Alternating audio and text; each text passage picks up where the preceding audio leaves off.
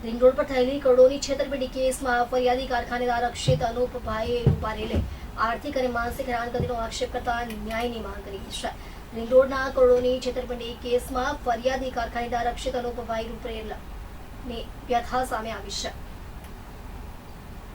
Ring रोडના કરોડોની છેતરપિંડી કેસમાં ફરિયાદી કારખાનેદાર અક્ષિત અનુપભાઈ રૂપારેલની વ્યથા સામે આવી છે। વર્ષોથી ધંધો કરતા અક્ષિતભાઈએ આર્થિક અને માનસિક હેરાનગતિનો આક્ષેપ કર્યો છે।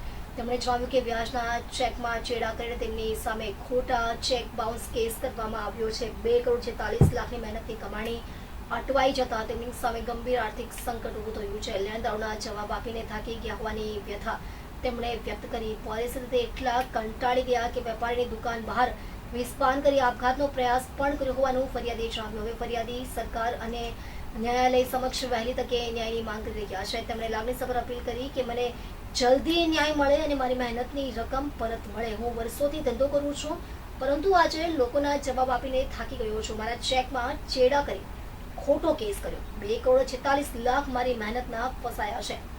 આપઘાતનો પ્રયાસ પણ કર્યો। સરકાર અને કોર્ટને વિનંતી છે કે મને જલ્દી ન્યાય મળે અને મારી રકમ। હું અક્ષિત અનુપભાઈ રૂપારેલ ગોપાલ ક્રિએશનના નામથી સાડીમાં ડાયમંડ લગાડવાનું જોબ વર્કનું કામ કરું છું।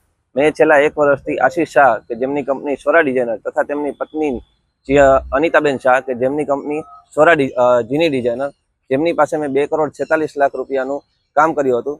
જ્યારે પૈસા દેવાનો ટાઈમ આવ્યો ત્યારે એ લોકોએ મારી જોડે ફ્રોડ કરેલું છે તથા મારી નીચે કામ કરતા 22 લોકો કે જેમની સાથે કે જે હસ્તક આશીષભાઈ શાહ પાસે પૈસા લેવાના છે, જેમની જોડે પણ ફ્રોડ થયેલું છે।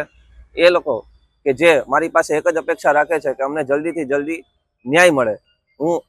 મેં આ માનસિક અને સામાજિક ત્રાસથી સુસાઇડ અટેમ્પ પણ કરેલું હતું। હું 6 દિવસ હોસ્પિટલમાં રહી ચૂકેલો હતો। ત્યારે મારા મિત્ર વર્તુળ કે એ લોકોએ મને સમજાવ્યું કે તું કાયદો અને વ્યવસ્થાને સાથે રાખીને ચાલ તો તને જરૂરથી જરૂર ન્યાય મળશે।